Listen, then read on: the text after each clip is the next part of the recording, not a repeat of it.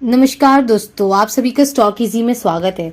दोस्तों, जैसे हम रेड फ्लैग के बारे में बात करते हैं कि रेड फ्लैग इस कंपनी में है, ये कंपनी किस तरह रिएक्ट कर रहे हैं, तो कंपनी के रिएक्शन से पहले जो न्यूज़ आने वाली होती है उससे पहले नंबर्स आपको बताते हैं कि इस समय कंपनी में क्या चल रहा है। काफ़ी टाइम क्या होता है कि मैनेजमेंट बोलते हैं कि हम ऐसा एग्जीक्यूट करेंगे, हम ये करेंगे, वो करेंगे, काफ़ी बड़ी बड़ी लाइनें देते हैं, हमें काफ़ी सारे नंबर्स देते हैं, लेकिन क्या होता है मैनेजमेंट सक्षम नहीं होता उन जो नंबर्स को एग्जीक्यूट करने में। क्योंकि बोलने को कोई कुछ भी बोल सकता है, लेकिन जब तक मैनेजमेंट उन चीज़ों को एग्जीक्यूट ना कर ले तब तक आपको ये सारी चीज़ों को सच नहीं माननी चाहिए। अब आप सोचेंगे कि एग्जीक्यूट एक साल बाद देखेंगे तो फिर प्राइस भाग जाएगा, लेकिन क्वार्टरली तो होता है, क्योंकि मैनेजमेंट जो चीज़ बोल रहा है वो चीज़ हम क्वार्टरली जाके देख सकते हैं। वो चीज़ हमें 2-3 महीने में उसका इम्पैक्ट दिख जाएगा कि मैनेजमेंट जो बोल रहे क्या वो काम करना उन्होंने स्टार्ट किया है कि नहीं। वो नंबर्स ना आपको एकदम आराम से सारी चीज़ें समझा देंगे। इसलिए जब भी किसी स्टॉक में इन्वेस्ट करने जाते हैं तो नंबर्स को इग्नोर मत करिए। अगर कोई रेड फ्लैग दिखते हैं तो रेड फ्लैग को तो बिल्कुल भी इग्नोर नहीं करना है, उसको एकदम से अपने माइंड में पिन कर लेना है कि ये चीजें यहाँ पे अगर हमें दिख रही है तो स्टॉक को कितना परसेंट यहाँ पे हार्म कर सकती है, कितना परसेंट वो हमारे प्रॉफिट को खा सकती है। ये सारी चीजें आपको देखनी है। आप देखेंगे इन दिनों हमें समझ में आता है कि कैसे स्टॉक्स यहाँ पे मैनिपुलेट किए जाते हैं। ये सारी चीजें आपको देखने को मिलती है। आज हम यहाँ पे यही देखने वाले हैं कि यहाँ पे शेयर प्राइस जो होते हैं वो कैसे मैनिपुलेट होते हैं। आइए देखते हैं। सबसे पहले हम यहाँ पे इस कंपनी को थोड़े फंडामेंटली एनालाइज करते हैं, फिर हम यहाँ पे इसके चार्ट को भी ज़रूर देखेंगे। तो जिस स्टॉक के बारे में बात करें वो है तिरुपति इनोवेयर लिमिटेड शेयर। ये आपके सामने है, आपके स्क्रीन में आप देख रहे हैं इस समय। ये सबसे पहले देखिए इनका मार्केट कैपिटल। कंपनी का मार्केट कैपिटल कितने का है? 47 करोड़, मात्र 47। यानी कि ये एक स्मॉल कैप कंपनी है। ये चीज़ आपको साफ साफ देखने को मिल रही है, एक स्मॉल कैप कंपनी है। साथ ही साथ ये एक पैनी स्टॉक बन चुकी है। पैनी स्टॉक बन चुकी। क्या ये आज पैनी स्टॉक बनी है कि ये पहले से पैनी स्टॉक थी? नहीं, ये तो पहले पैनी स्टॉक थी नहीं। अगर आप इसके लाइफ टाइम हाई को देखेंगे तो आप यहाँ पे एकदम शॉक हो जाएंगे। चलिए सबसे पहले इसके प्राइस को देख लेते हैं। ये देखिए हम इसके चार्ट पे आ गए, यहाँ मैक्स पे जाएंगे। इसकी चार्ट का देखिए लाइफ टाइम हाई कितना है, देख रहे हो कितना है?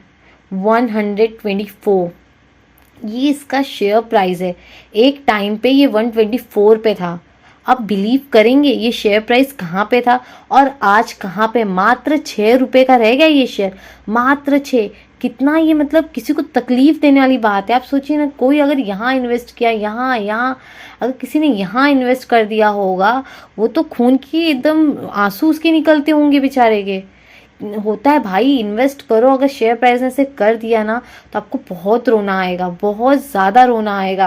देखिए ये चीज़ तो हमने फील की है, लेकिन हमारा तो पैसा रिकवर हो गया था क्योंकि वो स्टॉक बुरा नहीं था उस समय, कंडीशन ही ऐसी थी जो शेयर प्राइस गिर रहे थे। एक्चुअली बात ये है, जब हम एक स्टॉक में इन्वेस्ट किए थे वो था अशोक लीलैंड। तब तो हम स्टार्टिंग था, वो हमारा एकदम स्टार्टिंग था, हम मार्केट में आए ही थे, हमें पता नहीं था कैसे स्टॉक एनालाइज करते हैं।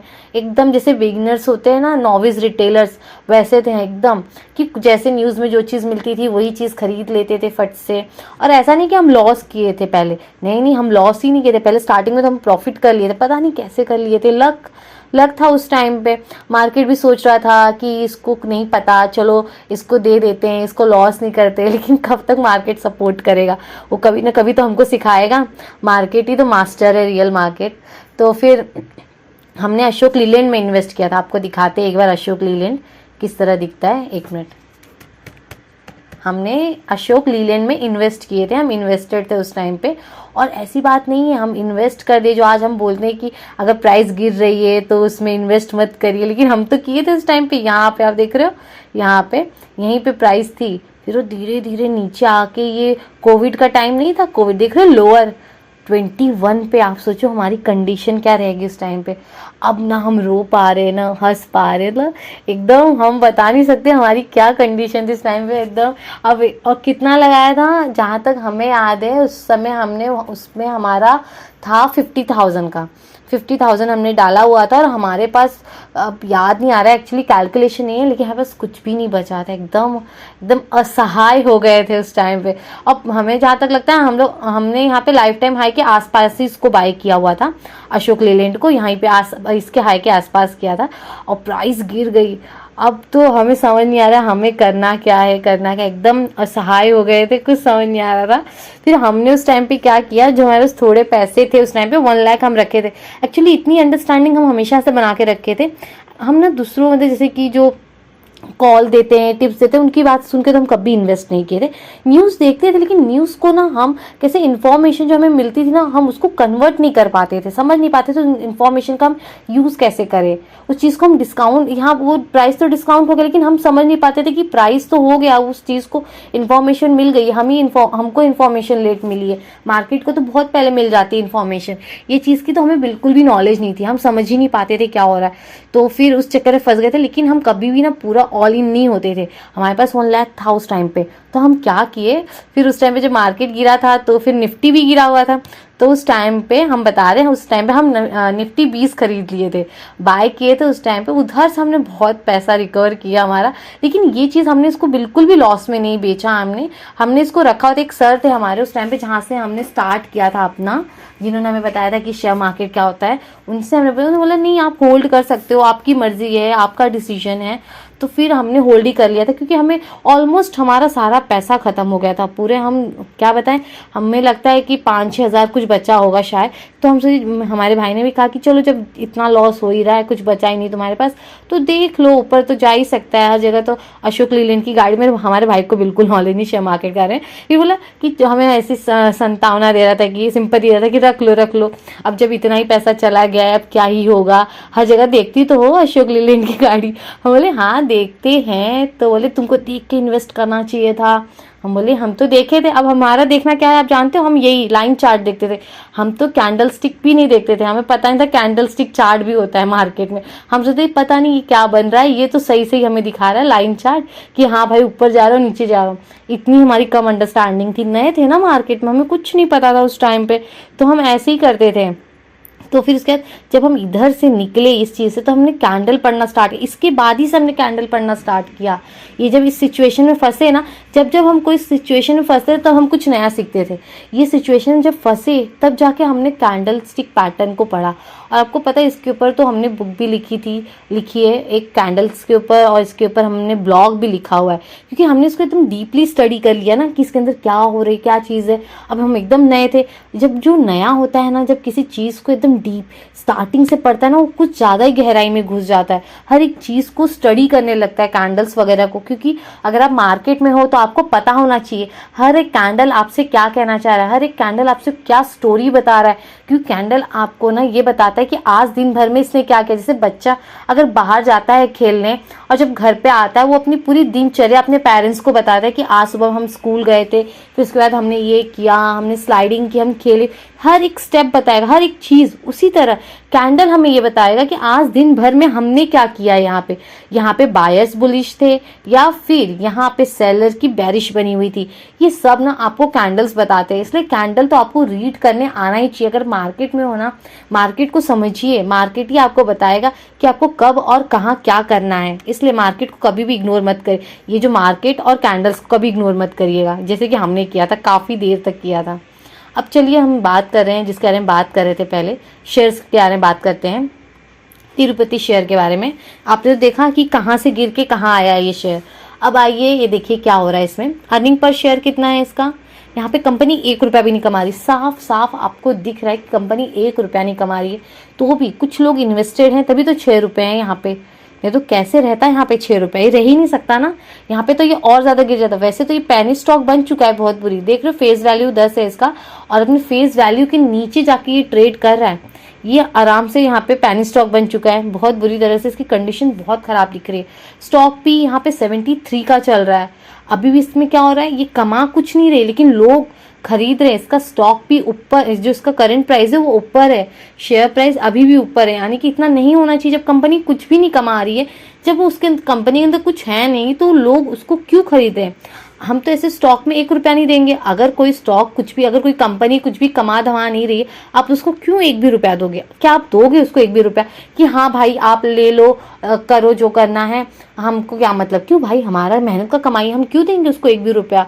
जब वो कुछ भी नहीं कमा रहा है, कुछ भी हमें रिटर्न नहीं दे पाएगा, तो हम उसको क्यों देंगे 1 भी रुपया? हमें उसको कुछ भी नहीं देना चाहिए ऐसे कंपनीज को। ये रहा इसका इनकम स्टेटमेंट में आ जाइए। यहाँ पे क्या हो रहा है आप बताएं। आपको तो इसने हमेशा से ही बोला है। अगर आप यहाँ पे इसके चार्ट को देखें, कब ये हाई था, यहाँ पे देखो मई 2015 में, मई 2015 में इसका हाई मारा है इसने, देख रहे हो ना। अब यहाँ पे आइए मई में, ये प्रॉफिट एंड लॉस में। अब बताओ, इसने कभी कहा आपसे, इसके नंबर्स ने कभी आपसे कहा आके मुझे आप बाय कर लो, खरीद लो? नहीं, कभी नहीं कहा है इसने, कभी नहीं। इसके नंबर्स ने कभी आपसे नहीं कहा, इसके फंडामेंटल्स ने कभी आपसे नहीं कहा कि स्टॉक अच्छा है, ये स्ट्रांग है, आप बाय करो, कभी नहीं कहा है। इसकी कंडीशन नहीं है कहने लायक। क्या इसके फाइनेंशियल्स ने आपसे झूठ कहा है? एक बार भी उसने झूठ कहा कि हाँ मैं अच्छा स्टॉक हूँ, मुझे खरीद लो? एक भी नंबर्स यहाँ पे आपको क्या अट्रैक्टिव लग रहे हैं? कुछ भी नहीं है सर, कंपनी में कुछ भी नहीं। एक स्ट्रक्चर जैसा बना के बस इसको लिस्ट कर दिया है। 2026 में देख रहे हो 143 करोड़ का इन्होंने सेल किया, वो भी नेगेटिव। जितना रेवेन्यू उतना एक्सपेंस। हो सकता है ये ट्रैप है, हो सकता है ना, होने को तो कुछ भी हो सकता है। ये ट्रैप नहीं तो क्या है? यहाँ पे नॉविस रिटेलर को ऐसे फंसाया जाता है, एकदम ये ट्रैप है। पैनी स्टॉक में रिटेलर्स तुरंत कुछ जाते हैं, कुछ भी थोड़ी सी चीजें हुई तुरंत वो जाके वैसे स्टॉक्स को खरीदने के लिए तत्पर खड़े रहते हैं कि स्टॉक को खरीदेंगे तो हम ही खरीदेंगे। ये देखिए क्या हालत है इसकी, कितनी गंदी कंडीशन बनी हुई है शेयर की। क्या आपको खरीदना है ऐसे स्टॉक को? क्या आप इंटरेस्टेड हैं ऐसे स्टॉक को खरीदने में भी? बहुत गंदी कंडीशन है। मात्र शून्य का आपको कुछ भी नहीं दिखेगा, कुछ भी नहीं। और सबसे शॉकिंग वाली चीज तो हमें बहुत ज्यादा शॉक कर गई, जो इन्होंने ट्रेड रिसीवेबल में 154 करोड़ दिखाया है, 152 करोड़ दिखाया है कंपनी ने रेवेन्यू कितने जनरेट किया है यहाँ पे 143 का, और यहाँ पे 152 करोड़। मतलब पिछले साल का भी कुछ रहेगा, जैसे 13 करोड़ यहाँ पे नहीं आया था। मतलब कंपनी के पास वो दिखा रही है कि हमने इतना रेवेन्यू जनरेट किया, लेकिन गले में 1 रुपया नहीं गिर रहा है इनके। मतलब पैसा अभी तक नहीं आया, अभी तक नहीं आया। बहुत बड़ी बात है कि जितने का इन्होंने माल बेचा उसमें का अगर 1 रुपया भी नहीं आए तो एक बहुत बड़ी बात है ये। आप पहली बात तो लॉस में हो, आपने जो अपना माल बेचा है उसका पैसा भी नहीं आया, और लॉस में जितने का माल बनाया उतने में ही बेच दिया आपने। आप तो एक्सपेंस में आ गए पूरा, आप नेगेटिव में चल रहे हो। और दूसरी बात, आपने जो माल बेचा वो पैसा भी नहीं आया। ये कितना यहाँ पे एकदम विचलित करने वाली बात है। यहाँ पे क्या आपको इसमें इन्वेस्ट करने के बारे में सोचना चाहिए? क्या इन स्टॉक्स ने आपसे कहा आप आके इन्वेस्ट करें? कभी भी नहीं कहा, कभी भी नहीं। ये देखिए यहाँ पे इन्होंने यहाँ पे 9 करोड़ का किया, यहाँ पे 7 करोड़ का रेवेन्यू जनरेट किया है, और नीचे क्या है कि अभी इतना पैसा आया ही नहीं है। तो कितना लेट। मतलब कंपनी ऐसे क्या काम करती? क्या मैनेजमेंट का यही परफॉर्मेंस आपको अट्रैक्ट कर रहा है? लग रहा है मैनेजमेंट बिल्कुल भी सीरियस है इस बिजनेस को लेके, बिल्कुल भी नहीं। हर एक चीज आपको बस ये बता रही है कि स्टॉक से आप दूर रहिए। यहाँ पे इनके हर एक नंबर्स आइटम्स आपसे चिल्ला चिल्ला के कह रहे हैं कि स्टॉक से आप दूर हो जाइए। ये आपको मुनाफा बना के देने की कंडीशन में ही नहीं है। इनकी कंडीशन बहुत बुरी तरह से खराब है। यहाँ पे आप देख रहे हो क्या हालत हो रखी है। क्या ये आपको पैसा बना के दे पाएगा? अगर आप इसके अंदर 2 रुपया भी इन्वेस्ट करेंगे, क्या वो 3 रुपया बना पाएगा? या आपको आपका पैसा ही रिटर्न कर दे, वही बड़ी बात है। इसमें कुछ भी नहीं है शेयर में, पूरी तरह से खोखला है, खोखला। कैश फ्लो को देख रहे हो? कैश फ्लो में क्या है आप बताएं, क्या है कैश फ्लो में? क्या चीज आपको यहाँ पे इंप्रेसिव लग रही है? कुछ ऐसी चीज है जिसको देख के आपको मन करे कि हाँ हम स्टॉक में इन्वेस्ट कर दें? क्या ऐसा कुछ भी दिख रहा है यहाँ पे? कैश फ्लो नेगेटिव में अपने पॉकेट से पैसा भर के बिजनेस कर रहे हैं ये? बताइए, ऐसे बिजनेस होता है? हर एक चीज नेगेटिव, हर साल ये 0 0 नेगेटिव नेगेटिव। ये कैसे? यहाँ पे हमें तो समझ नहीं आ रहा, प्राइस ऊपर गई तो गई कैसे? यहाँ से अगर हम देखें, लिस्ट हुई है यहाँ पे, अगर देखेंगे तो ये लिस्ट हुई है 27 मार्च 2015 में। मार्च में हुई, मार्च अप्रैल मई। इसने अपना हाई कब बनाया? लाइफ टाइम हाई मई में बनाया। लेकिन ये प्राइस ऊपर गया कैसे? कौन लेके गया? ऑब्वियस सी बात है, मैनिपुलेट करके प्राइस को ऊपर लेके जाया गया है। यहाँ भी तो मैनिपुलेशन चला होगा, ऑब्वियस सी बात है ना। 82 भी कैसे जा सकता है ये, जब कुछ भी 2024 फरवरी 2024। देखो 2024 में क्या था कंपनी के पास? कुछ भी नहीं है कंपनी के पास कि ये इतना भी ऊपर जा सकते हैं। इनके पास कुछ भी नहीं है, चीजें दिखाएं कि हमने ये काम किया है, आप इन्वेस्ट करें। कुछ भी नहीं है कंपनी के अंदर।